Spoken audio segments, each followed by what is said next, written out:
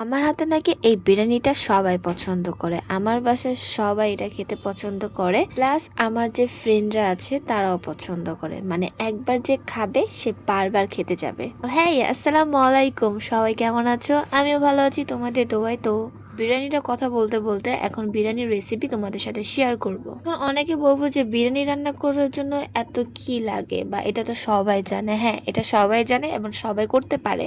তো আমার ভালো লাগে তোমাদের সাথে শেয়ার করতে, এই জন্য আমি শেয়ার করছি। তো এইখানে না এক পাতিল নিয়ে নিচ্ছি বিরিয়ানি রান্না করার জন্য।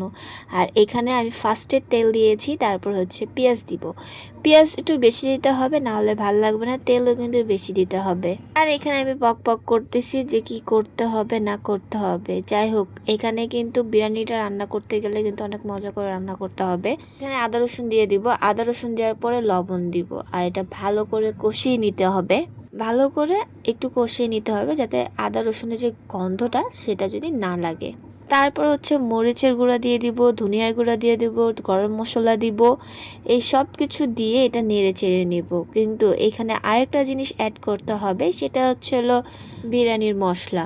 তো অনেকে কিন্তু বিরিয়ানির মশলা বানাতে পারে, বাট আমি পারি না দেখে রেডিমেড কিনে নিয়ে আসছি, খালি ঢেলে দিব। পারি না বলতে কিছুই না, পারতে হবে। আর বিরিয়ানির মশলাটা কিভাবে বানায় এটা আমিও জানি না, বাট শিখতে হবে। তোমরা যদি কেউ পারো বিরিয়ানির মশলাটা কিভাবে বানাতে হয় আমার সাথে একটু শেয়ার করে নিবে, ঠিক আছে?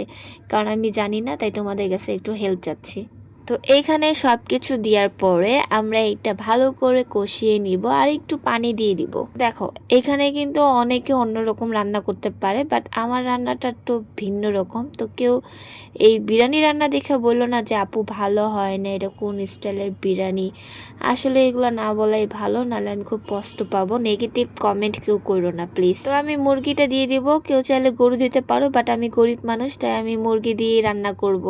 আচ্ছা, তারপর এখানে ভালো করে কষিয়ে নিব। কষানোর পরে আমি এটা ঢেকে দিব এটা হওয়ার জন্য। আর আলুটা এখনই দিয়ে দিচ্ছি, কারণ এটা মুরগি, আর মুরগির সাথে আলু একসাথে সিদ্ধ হয়ে যাবে।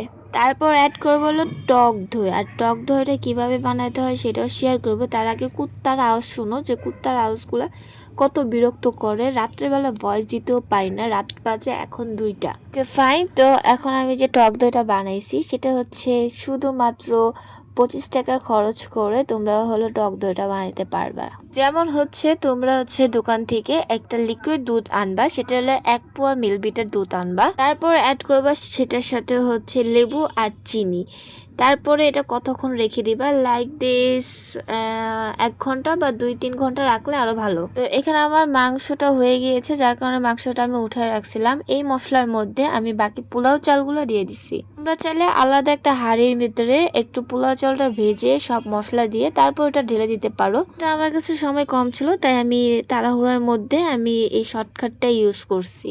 এইখানে আমার অলমোস্ট আমার বিরিয়ানি রান্না হয়ে গিয়েছে, এখন আমার খাওয়ার পালা। ট্রাস্ট মি, অনেক মজা ছিল আর তোমাদের সাথে শেয়ার করছি। আর প্লিজ আমার প্লেটটা এবং আমার পাশে যে ব্যাকগ্রাউন্ডগুলো আছে সেগুলো একটু স্কিপ করবে। আর যাই হোক, আজকের ভিডিওটা এই পর্যন্ত ছিল। হোপসো তোমাদের কাছে এই ভিডিওটা ভালো লেগেছে। যদি ভিডিওতে একটু ভুল টুল হয় অবশ্যই আমাকে কমেন্ট করে জানিয়ে দিবা। তো আজকে এই পর্যন্ত, সবাই ভালো থাকো, সুস্থ থাকো, আল্লাহ হাফেজ।